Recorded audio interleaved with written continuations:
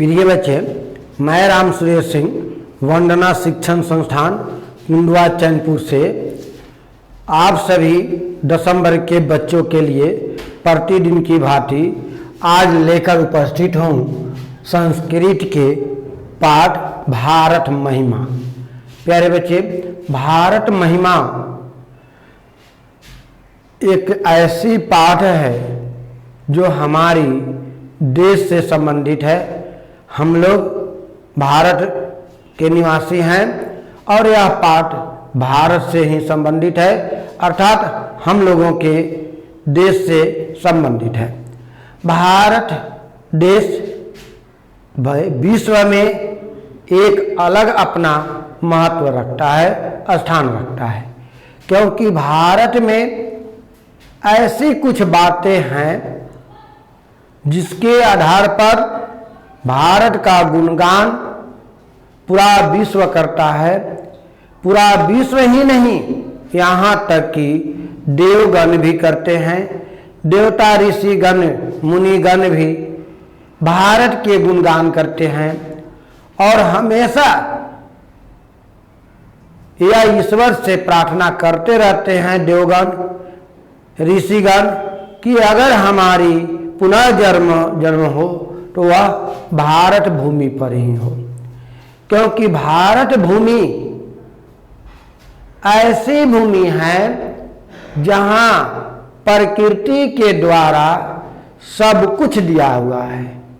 यहाँ की नदी, तालाब, निर्जर, पेड़ पौधे, पर्वत, पहाड़ इत्यादि ऐसी जो है अपना स्थान लेता है, जिसके कारण भारत भूमि अन्य देशों के भूमि से एक अलग अपना पहचान बना लेता है। प्यारे बच्चे, यहाँ विभिन्न जाति के लोग रहते हैं, हिंदू, मुस्लिम, सिख, ईसाई। आप सुने भी होंगे कि भारत ऐसा देश है जहाँ हिंदू, मुस्लिम, सिख, ईसाई सभी आपस में मिलकर रहते हैं, भाई भाई। यानी यहाँ विभिन्न जाति के लोग हैं, फिर भी इतनी यहाँ शांति से सभी लोग आपस में मिलकर निवास करते हैं जितना अन्य देशों में नहीं है। विश्व के कई ऐसे देश हैं जहाँ एक ही दो ही जाति के लोग निवास करते हैं, फिर भी वहाँ कलह है, शांति नहीं है। भारत जैसी शांति नहीं है, लेकिन भारत एक ऐसी देश है जहाँ पर जो है विभिन्न जाति के लोग रहते हुए एक भाव से, समान भाव से आपस में मिलजुल कर भाईचारा के दृष्टि से रहा करते हैं। एक धर्म के लोग दूसरे धर्म के लोगों की जो है हमेशा मदद करते रहते हैं, एक दूसरे के पर्व पर सहयोग करते रहते हैं। ऐसा लगता है कि वास्तव में यह कथन सत्य है कि भारत ऐसा देश है जहां हिंदू, मुस्लिम, सिख, ईसाई सभी आपस में भाई भाई बनकर रहते हैं। यह कथन ही नहीं है, यह सत्य है, क्योंकि भारत में वास्तव में हिंदू, मुस्लिम, सिख, ईसाई सभी आपस में ऐसे मिलजुल कर रहते हैं कि देखने वाले देखते ही रह जाते हैं, सोचने वाले विश्व के कई देश सोचते ही रह जाते हैं। इसीलिए तो कहा गया है कि भारत भूमि का गुणगान देवगण भी करते हैं, देवतागण भी भारत भूमि की गुणगान करते हैं और उनकी भी इच्छा रहती है कि हमारी जन्म अगर हो पुनः तो कहाँ हो, भारत भूमि में। तो जब देवतागण इस भारत भूमि की इच्छा अभिलाषा करते हैं तो हम लोग क्यों नहीं करें। तो हमें भी गर्व है, आप सभी को गर्व है कि हम उस देश के वासी हैं जहाँ पवित्र गंगा बहती है, जहाँ पर पवित्र गंगा बहती है, जहाँ के लोग आपस में भाई भाई बन के रहते हैं। एक धर्म के लोग दूसरे धर्म के लोग को सहयोग करते हैं, तो वास्तव में यह देश अर्थात हमारा भारत भूमि विश्व में गुणगान योग्य है।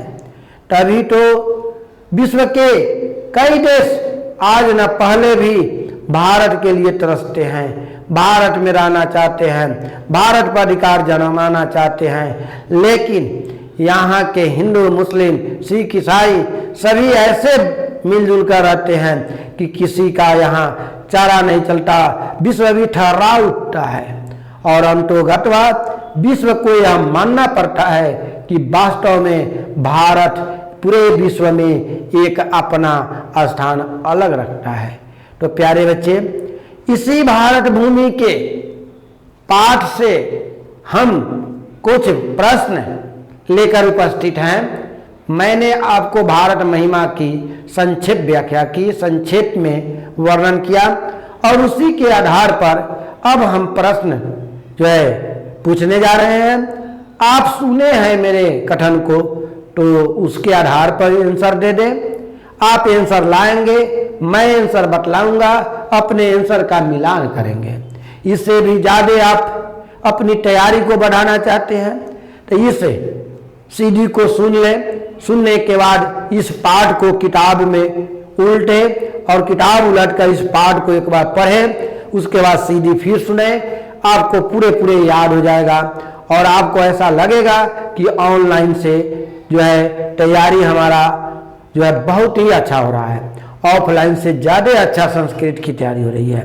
और दूर रहकर भी हम आपको कोशिश करते रहते हैं कि संस्कृत ऐसी तैयारी हो जो मैथ के तुलना में आवे। वास्तव में जिस तरह से मैथ साइंस में नंबर उठता है, ठीक उसी तरह से संस्कृत में भी उठता है। अंतर यही है कि बच्चे मैथ साइंस के ट्यूशन बार बार करते हैं, हमेशा करते हैं, लेकिन संस्कृत पर ध्यान ही नहीं देते। प्रिय बच्चे, अगर थोड़ा सा भी ध्यान दे दो, प्रतिदिन आधा घंटा दे दो, तो उससे भी आपका संस्कृत मैथ के तुलना में, साइंस के तुलना में नंबर उठने लायक बन जाएगा। तो देखिए प्यारे बच्चे, आज का पहला क्वेश्चन है मेरा, कस्या महिमा सर्वत्र गीयते। कस्या महिमा सर्वत्र गीयते, किसकी महिमा सभी जगह गाई जाती है। तो प्यारे बच्चे, मैंने अभी बतलाया कि विश्व के हर कोने कोने में, यहाँ तक कि देवतागण भी किसकी गुणगान करते हैं, तो भारत की। तो भारत का संस्कृत भारता हो गया, अक्की का संस्कृत खष्टी एक वचन में अस्य लगता है, आधा स य। तो मेरा इसका उत्तर हो गया भारतस्य, यानी भारत की। भारत अस्य लगाएंगे, भारतस्य यानी भारत की महिमा जो है सभी जगह गाई जाती है। इयम निर्मला भारत भूमि कीदृशी अस्ति। यह भारत भूमि जो निर्मल है कैसी है। भारत भूमि, भारत की धारा, भारत की भूमि का जो है कैसी प्रारूप है। तो इसका आंसर होगा विशाला। विशाला मतलब विशाल, यानी भारत भूमि जो है बहुत विशाल है। तो इसका आंसर होगा विशाला।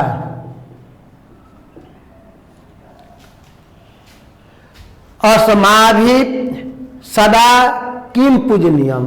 अस्माभि सदा किम पूजनीयम। प्रिय बच्चे, यहाँ है कि जो है हम लोग सदा हमेशा किसको पूजेंगे। तो प्रिय बच्चे, अभी आपने देखा कि देवगण भी भारत को पूजते हैं, विश्व भारत के पूजते हैं, तो हम क्यों नहीं भारत को पूजे, क्योंकि हम भारत के ही निवासी हैं। इसलिए इसका आंसर होगा भारतम, यानी भारत का। भारतम। जनय कीदृशम जन्मम लभ्यतम।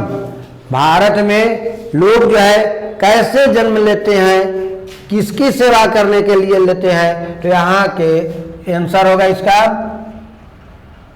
मुकुंद सेवाय। सेवाय, मुकुंद सेवाय।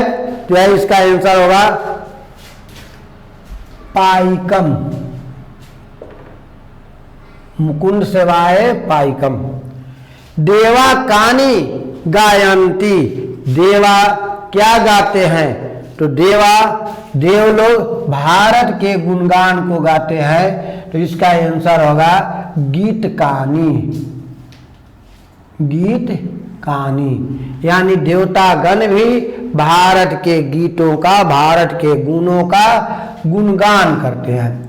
अगला क्वेश्चन है भारतस्य शोभाया के प्रसन्ना भवंती। भारत के शोभा से कौन प्रसन्न होता है? भारतस्य शोभाया के प्रसन्नति, भारत के शोभा से कौन प्रसन्न होता है? तो भारत के शोभा से, भारत के गुणगान से, भारत की विशेषता से देवता गण भी जो है खुश होते हैं। तो यहाँ पर होगा इसका आंसर ईश्वरा। ईश्वरा मतलब ईश्वर, देवता। भारत महिमा पाठे प्रथम पदम कस्मात् पुराणात् गृहीतमा अस्ति। कहता है भारत महिमा पाठ का प्रथम पद कस्मात् ग्रंथात्, किस ग्रंथ से लिया गया है? आत्मीय होता है से, किस ग्रंथ से लिया गया है? तो यहाँ आंसर होगा विष्णु पुराणात्।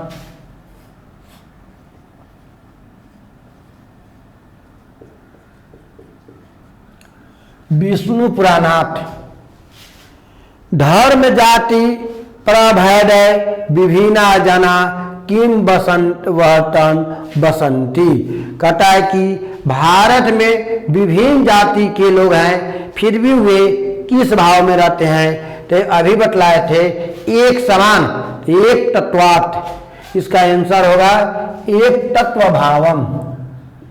एक तत्व भावम, एक तत्व भाव से।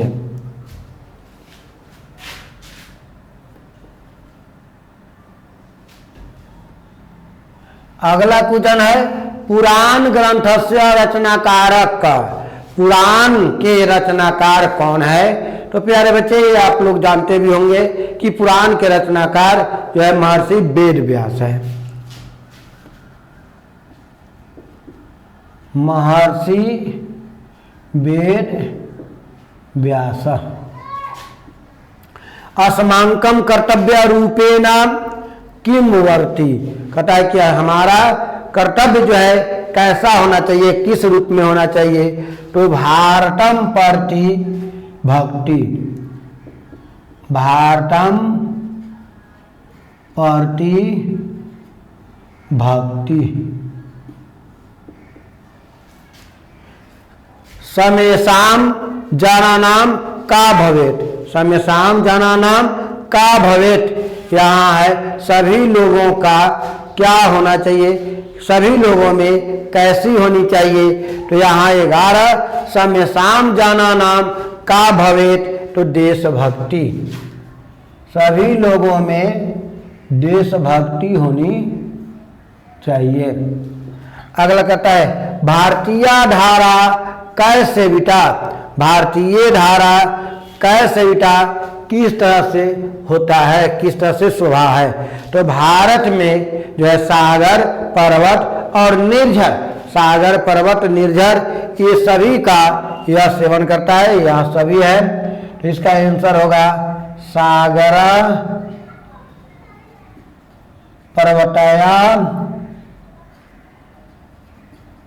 निर्झर। परा शब्दस्य अर्थम किम अस्ति। परा शब्दस्य अर्थम किम अस्ति।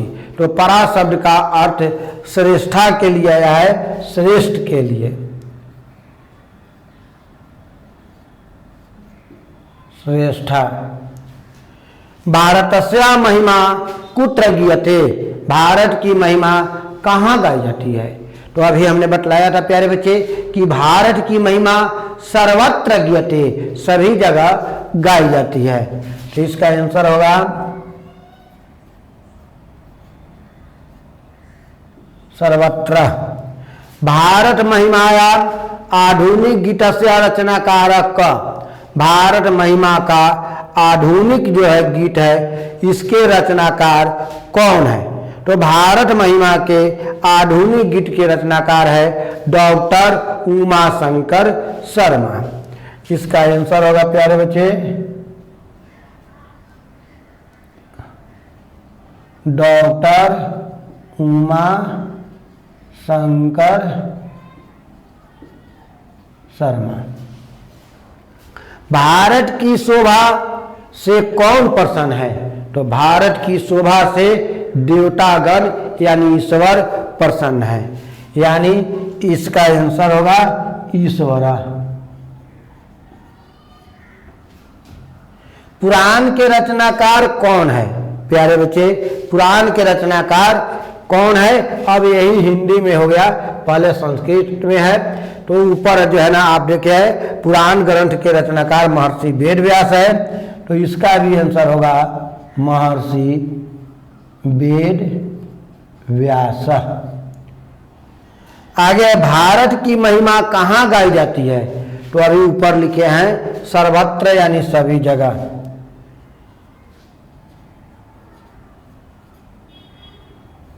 सर्वत्र। भारत भूमि किससे सेवित है? भारत भूमि किससे सेवित है? तो अभी लिखे हैं जो है सागरा पर्वता निर्झर है। सागरा पर्वता निर्झरा। सागरा पर्वता निर्झरा।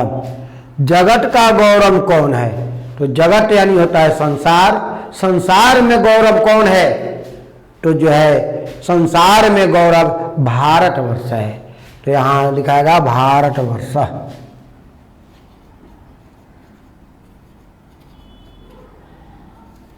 भारतवर्ष।